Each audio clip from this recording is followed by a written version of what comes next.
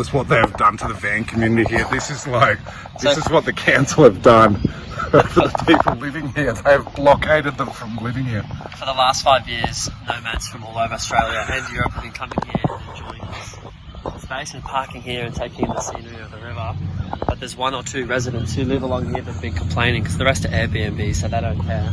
But they've been complaining for years, and eventually the council has listened and they've blocked 25 car parks off because they were annoyed at the noise here. So now we've been pushed over to the beach. Has this been done with the cooperation of the local Aboriginal co-op? This is sacred land here, or what?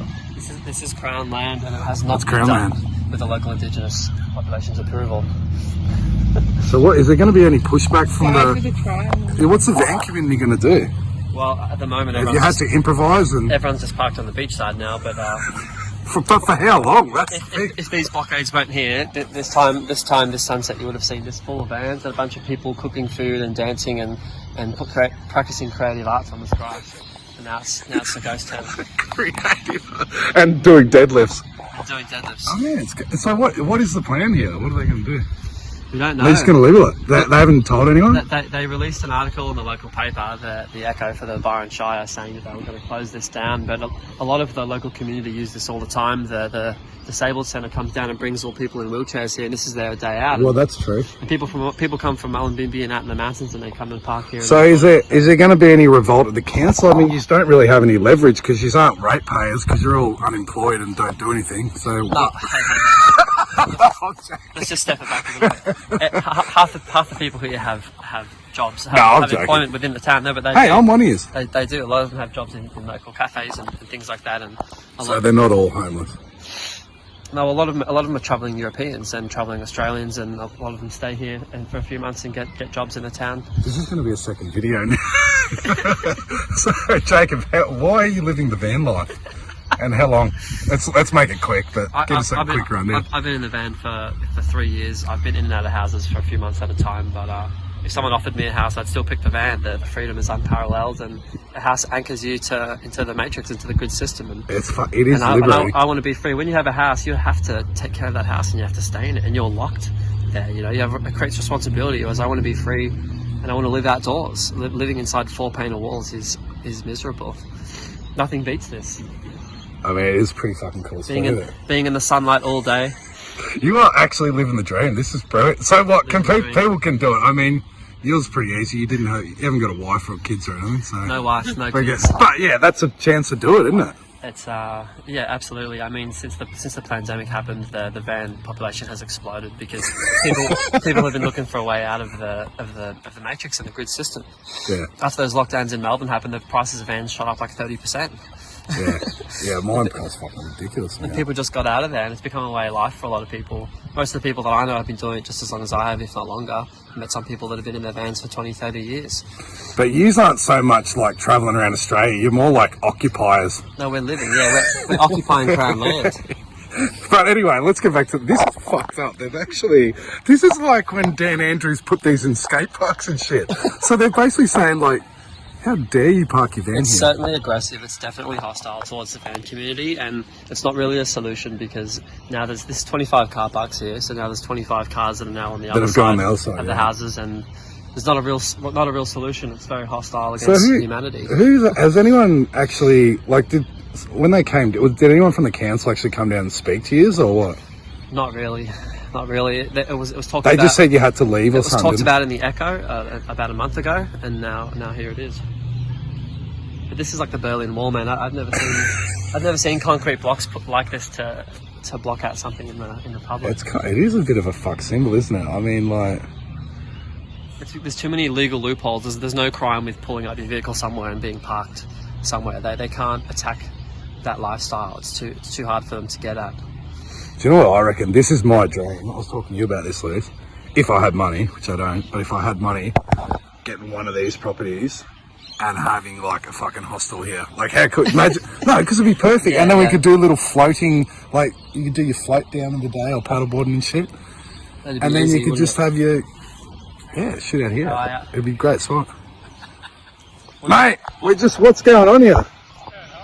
Sorry, you don't want to be on camera there. I'm interviewing Jacob about the plight of the van community, what they're going to, now that they've had to move across the road. Yeah, some armed troops, maybe some AR-15s. I look forward to the weekend and the holidays with 30. Lise, what do you think? I'm like, there's 30 less car parks. Anything to say? That's going to be fun. Alright, Jacob, I'm ending there. This is the first day they've cancelled this, and that whole side is almost full already. And it's winter. As soon as the holidays In summer, there'll be people constantly looping around just waiting for a park. They're going to have to do something immediately. I think the fucking bush turkey population's going to thrive. Look at that one's No, foot. it's actually going down because they were sustaining themselves from our food scraps. And So this is a non-green policy as well. That bush turkey has one leg, and we've been What is feeding it and happening keeping to it its alive. leg? And now it's likely going to die because it has nothing to support it anymore. Do you think if we actually did like get really low on food that we could eat these things? I've 100%. heard they're like not very edible. It's a federal crime to eat a bush turkey, but if no one sees you do it, See that? Are they pro or against? Are they pro or anti-van? That's fine. they're pro-van. Oh, they're pro-van. Oh, sorry. They're pro-van anti-vax. You got to be careful who you talk. They're pro-van anti-vax. Jacob, I'm just going to come down and do a weekly podcast with you. This is fucking... Now, people that... I'm going to post this now. It's a federal crime. People to that eat a don't bush know turkey. Jacob, this man lives a very interesting life, and what a fucking character you are. It's only a crime if you get caught. Yeah. No, actually, I'll just say I'm inspired the way you live your life, but I'm also like, you don't give a fuck about. You really don't care what other people think, do you?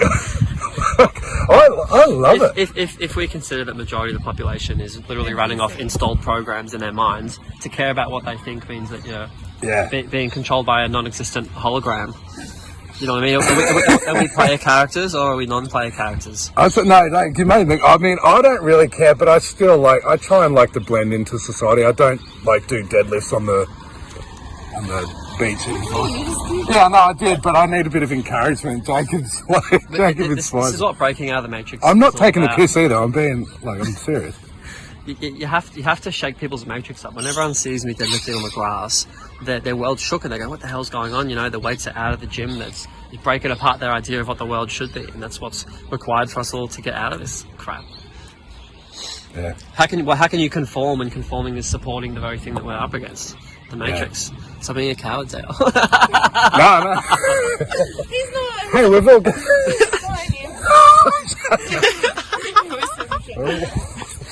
Lucy, do you want to jump on camera? You got anything to say? No. She's not ready. She's not ready. We'll get. Oh, I'm gonna go. It's getting cold. And my final words. We'll possibly do an update when I come back, and we'll see what's happened to the van community, and if Are you gonna come vandalise it? if their fight continues, and if maybe I'll join the van community list. Look at him go! Go, Jacob! Yes. And who the fuck has Chichen Itza Mayan pyramid on their back? What do you mean this pyramid? Hey, and dude, I didn't know till you mentioned the other week that we've both been to actually finished on this one. The Temple of the Sun in Bosnia. We both went there. You're in the paper there. Look at this. Quick, make it quick. No, look.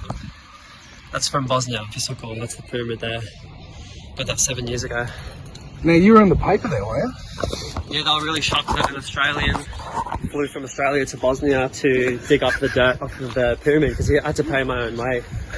They actually donated $1,500 worth of tools. You went underground there, didn't you? Yeah, we were taking dirt out of the tunnels that they found there as well. Yeah, fucking hell. I mean, I only went to the bottom. I had to quickly run back. I just got a bus out there from Sarajevo. They had Sarajevo, yeah. They had tunnels there in another location, and when they test the amount of negative ions in there, had the highest concentration of negative ions in the world. And if people were sick and went in there, they'd come out feeling rejuvenated and healthy. One of the girls on our volunteer team, she was behind me with a wheelbarrow, and she called out my name, and I looked back and she had blood coming down her face out of her, and she was looking at me like this. And we had to get her out of there because the energy is so high, charged up in those tunnels that a lot of people can't handle it. Like in Stranger Things, where she uses all her power and I haven't seen that. and her nosebleeds. You know, like the Russian pyramid studies, yeah? No, Oh, fuck, man, look that up. haven't. They made them out of fiberglass and shit. You got to have the perfect, like, what do you call them? Geometric shapes or whatever. But yeah, they put like mice with tumours and shit in there and healed it. Just from the shape of the pyramid. True. So we should be building cities like that. Alright, that's it. Bye. Peace, fam. And we're live. We're on. Oh, we're here with Bush Jesus. No, what's not Bush Jesus, is it? Raymond. Raymond, you said Raymond. Yeah, fuck, I don't know. What are we going to talk about? So, like, what you were telling us about your life. Well, you grew up in Ipswich. Yeah. And then, what happened from there? Well, spent most of my life in Ipswich. Like I said, homeless at 15. And then I just got used to living on the streets and then in the bush. I started living in a tent. What do you mean? Yeah, so where's in the bush? It's like... Well, it's an interesting story. I might as well just tell this story. For the first few months homeless, when I was 15, I was just sneaking into people's like garages and sheds and things. Just so I'd still be inside, felt secure, you know. But then there was this one night, or like early morning, and I think like after the fact I thought about it and I was like, oh, old mate was probably just getting up early to go to work or whatever, and like just jumping in his car. But I freaked out, so I got up real quick as soon as he started opening the garage door, you know, thought, oh shit, he's gonna come in to get me, or like, you know, he must have heard me or something. So I full freaked out and grabbed all my stuff, climbed out the window and like took off and that.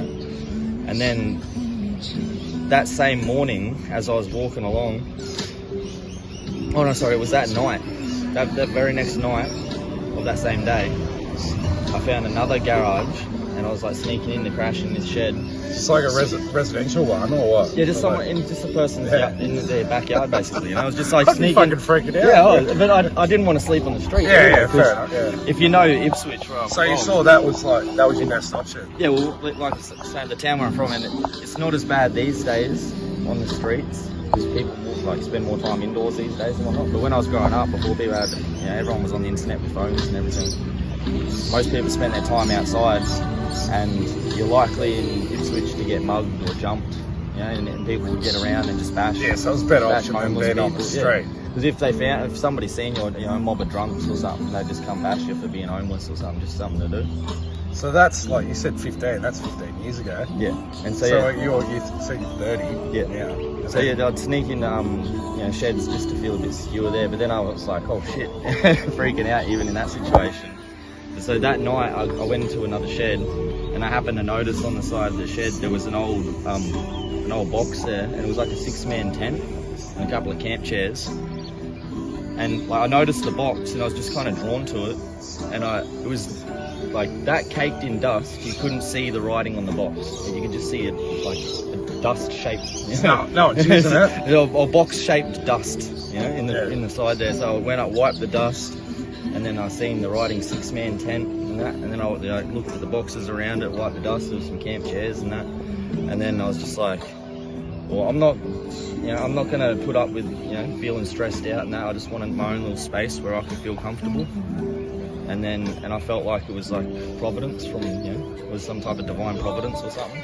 This was before I even like had any type of idea of spirituality. I was raised as an atheist, you know, like, and I just had that feeling like, I was just like drawn to look at this box, wiped it, and I was in that like state of hope and, you know, or wanting something, you know. So that was a bit of a eureka moment. Yeah. And it was like, you know, the universe gifted it to me. That's what I felt like. And so as what well, you did then, and you went off. Yeah, I had that. Like, yeah, because I had that as well. It says like I felt like the universe was giving it to me, but it was also saying like some primal, like was like unlocked in my genes or something in that moment too. So it's like the universe was saying, I'm going to give you what you need if you pay attention. But at the same time it's saying, but you got to get it. You got to be like a hunter-gatherer. You got to have that primal, you know, masculine instinct and get it for yourself and take it like a hunter.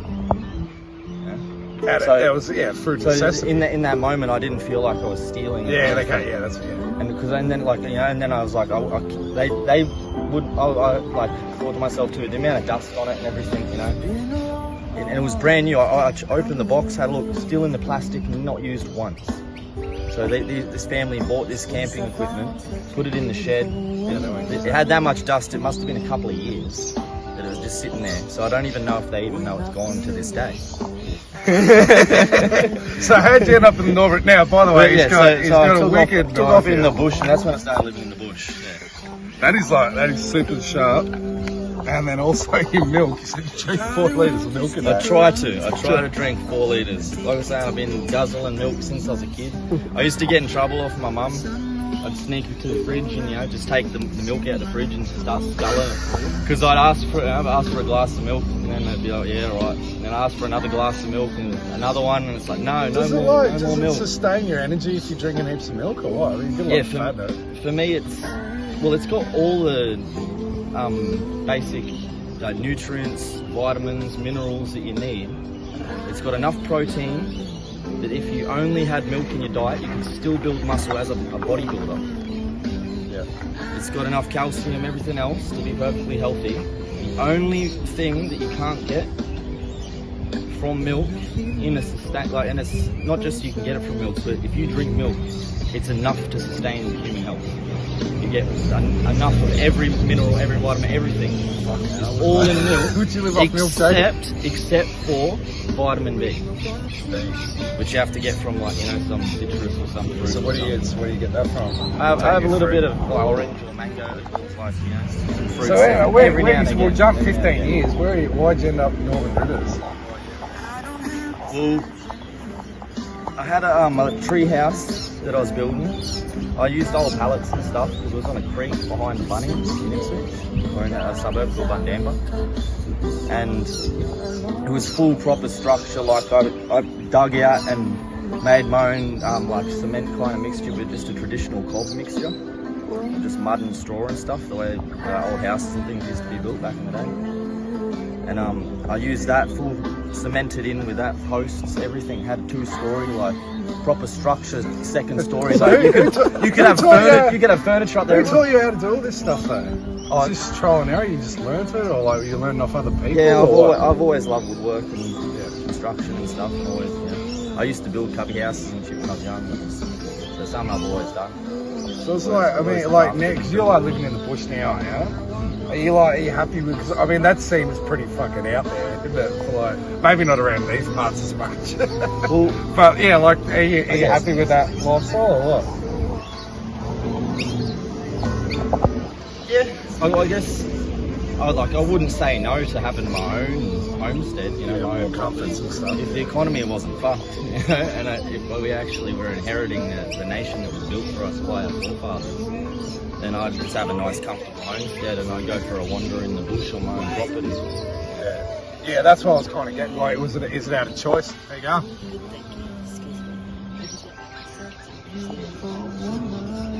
Edit this bit out. Yeah, it was. So it's kind of like it's through choice. Yeah. Well, not really. It's kind of anyone that knows me well knows I'm got a pretty stubborn kind of personality. You Taurus? Nah, Leo. Ah, fucking Leo, like you. So basically, I live in the life I do. I've always educated myself. I've loved to learn about everything from practical skills like construction to things to philosophy, theology, history, like all types of different subjects and whatnot. And essentially learning about the past and history and the way the world is at the moment opened my eyes to essentially the lack of freedoms that we have. So I've got the attitude now where it's like, they've got the pods, which is basically a bloody concentration camp, if you've ever seen it or been to. Oh, what pods? Pods is like the accommodation they've built. These little those ones that got in Asia and shit. It's like a concentration camp. After the floods, they created these little pod towns. They've got a couple in Mullum and Bruns. Homeless crisis, and so like I've been. So what are the pods look like? That's basically what they are. What are the pods like? Literally like a concentration camp. They're imagine little shipping containers. They're like work cabins. Is that so? Where they put the flood victims in them? They're trying to fix the homeless. Yeah. and that's their solution. But that's what I'm saying. I've final learned enough solution. about history. Yeah, that's what it's like. That's what it's like. It's full concentration camp. Hey, we got to turn the camera on you. Actually, I'll put you get it. You get it there. It's not an exaggeration though. Get it there, Jacob. If the Now these are the types of characters that you run into when you hang out with Jacob. We're just doing some deadlifts. Now you've been doing deadlifts too. Oh, I've done a couple here and there. He's gotten into it. Is that kind of like just give anything a go, or Yeah. I've never really been dedicated to deadlifts specifically. And he will be. Now what about you? You are Out of all different weight exercises, I do think that things like deadlifts are probably one of your best. well. You're obsessed with them at the moment. Why? I'm really against bench presses, but I'll just say that for the record. I like that. I'm against bench presses. There's even professional bodybuilders and stuff that will tell you not to do it because it fucks your shoulders. Yeah. But you're supposed to have that. Yeah, well, I proper started getting bursitis in mine, overdoing it. It's not a very natural movement. Yeah, this it's not movement. good for your rotary cuffs and your shoulders. They will fuck your shoulders. But the deadlift And uses it's most of the biggest bottom. ego lift there is. So What about you, Jake? Like, it's not what's cool. I don't care how much you can do in your bench press. Jake? You tell me about the Come Spartan. do some parkour or martial arts with me, and then then you'll be crying that your shoulders are fucked. Jacob, tell us about the Spartan lifestyle. Spartan lifestyle. We train as hard as we can every single day, maximize muscle growth, muscle potential, keep the mind sharp because we don't know what the future holds, and we need to be ready to defend ourselves and the people that we love, and we need to be putting our physical health and priorities first because weak men don't fight tyranny. Only strong men do. What a fucking answer. So it's not just to build up those beautiful strong legs. Are these? But like I was just saying too, the actual recorded, there are a few documents of the lifestyle which is expected from an actual Spartan soldier in training, from childhood into adulthood.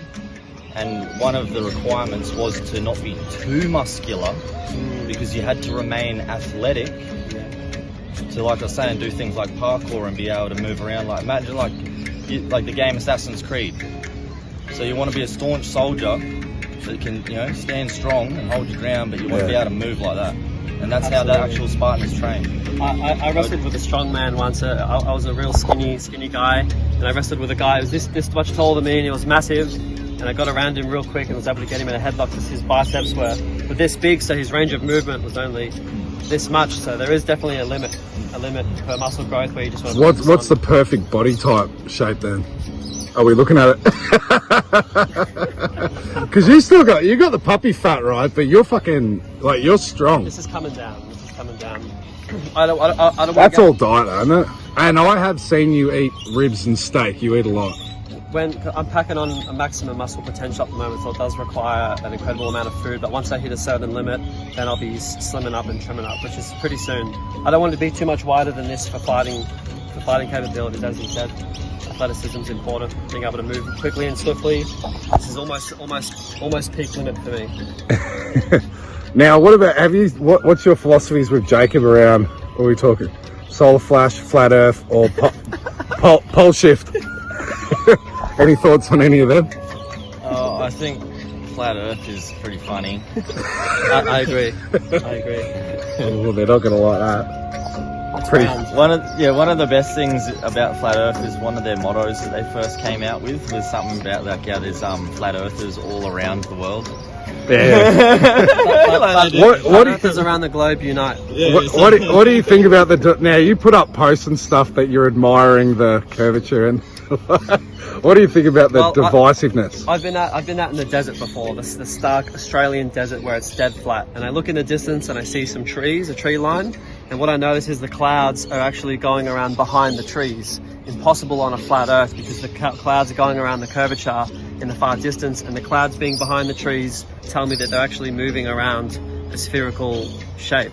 It's not that complicated. It's very easy to observe in your own reality. I mean, flat Earth, they always say it's like ridiculous. For me, the seasons and more the tilt of the Earth and the precession of the equinox. Now, that doesn't necessarily mean it's round, but there's You know what I had to do once? I had a mate, right? This was like. Are you still mates? Maybe, but I haven't spoken to him for a while, so I don't know. Depends how he feels. Yeah. He's cranky sometimes. Sorry, go It was on. like 10 years ago when the whole flat Earth thing first started being trendy and whatnot, and he full got into it at first, and he was like, I was sitting there with him. He's like researching it all. And so, like, I read through and I heard all of the information, all the arguments, everything, right? And then he's come away from it after like 3 days, and he's like, I'm so convinced, bro. It's hectic. Like, we've been lied to. So, and then there happened to be, luckily at the time, a lunar eclipse. Right. And every it just came to me because I just noticed it. But I've just used this simple argument ever since. Whenever anyone's like, "Oh, do you think maybe flat Earth could be real?" And I just say, and what I said to him in the moment, look at the lunar eclipse. Look at the moon. You can see the curve of the planet on the moon projected because the sun's on the opposite side of the planet. Yeah. So it actually shows my you can theory. see the structure of the universe. You can see that the moon's there, that we're on the Earth. The sun must be perfectly behind us, and the Earth is eclipsing the moon. So we can I don't get how the fucking moon's out all day, see but the shadow of the Earth on the moon. I reckon. What's the problem with the moon being out during the day? Flat. The moon is Nah, but it's out. But if it's going around, it should be 12 hours not visible, right? Or close to. That's exactly right. It's 12 hours visible. 12 hours. If you can see the moon during the day, you won't see it for half the night. Yeah. It's on a 12-hour Oh, timer. that fucking ends my argument, doesn't it? People always say, "Why can I see the moon during the day?" Well, my question is why shouldn't you? Why shouldn't you see the moon during the day?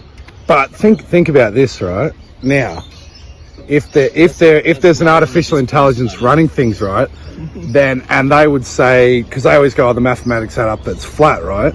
So can that easily just be a coding mechanism that they're going to display that, and it's aiming towards that left-brained, mathematical, science-based kind of thinking, right? Well, absolutely, it absolutely could be. I mean, the numbers are hard because none of us are up there measuring. So any numbers that are given are basically speculations, even if they are accurate or not.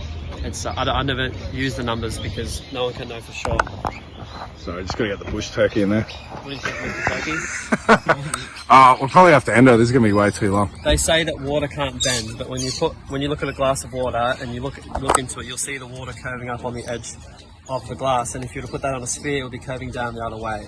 When a raindrop falls, it's round. It's a sphere until it hits the ground. I don't think that's a fucking argument that like water levels out too, right? Some people will use that as like a gotcha. It's like, but water doesn't bend. It doesn't bend. Yeah, but it's like It's flat. Yeah. And like, they go, oh, gravity doesn't exist. Well, there's fucking something that's like drawing us to the fucking ground. It's keeping you there, whatever you want to call it, right? It's a bad argument. It's really bad. It's fucking irrelevant though to like everything that's going on. It's non-negotiable. Scientists still can't actually determine what gravity is, but they can measure it.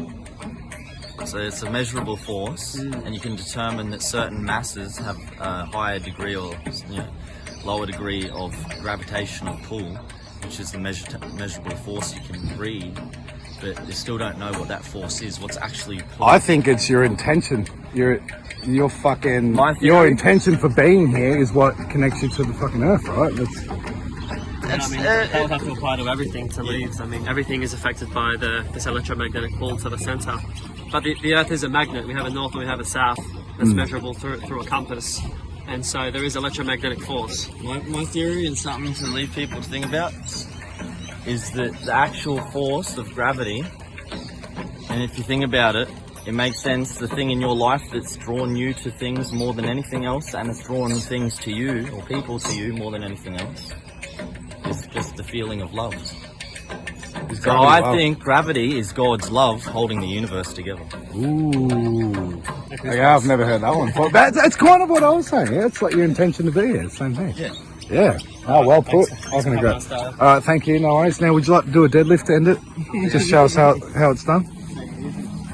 See you, Bush Jesus. Nah, Raymond. Hey, you got the staff too, man. The fucking Moses or the Gandalf staff. It's pretty good. Yeah. Treated, obviously. No, No? it's just really nice wood. What is it? I'm not even sure, but Good wood. Sweet. Nice. Oh man, have a good day. Finish this off, Jacob. Oh, I thought we were going deadlift. That's how you fucking do it. Alright, over and out. Any last word? No, that's it. My Caribbean girls, God, my Trinity girls, Belgian girls, woman, did you grow up over time? And there's no girls around. Oh Lord, it's your festival time. I know girls whining down. Oh, take a look by power by four. So much Belgian girls alone. Take another look down by page. Belgian girls upon the rampage. No, check out radical. Belgian girls in the beer bacchanal. Take relief. Shirt lifters go away. Oh, don't want to see your face today, Lord. Oh, I need a woman by my side. On the road, one who can make me realize. On the road, that I should never lose my pride. On the road, them girls are pretty, how they keep me satisfied. I need a woman by my side. On the road, one who can make me realize. On the road, that I should never lose my pride. On the road, them girls are pretty, how they keep me satisfied. This one is for Canadian girls, New York. This one is for St. Lucia girls, Lord. Picture you down by Thames, and there's no girls like me. No girls at the Cavities, not the hot flipper. No girls down Spring Garden. No girls my name, Lord. Thank Jah is our soul. And girls will come around. Boy, let me see the girls from the country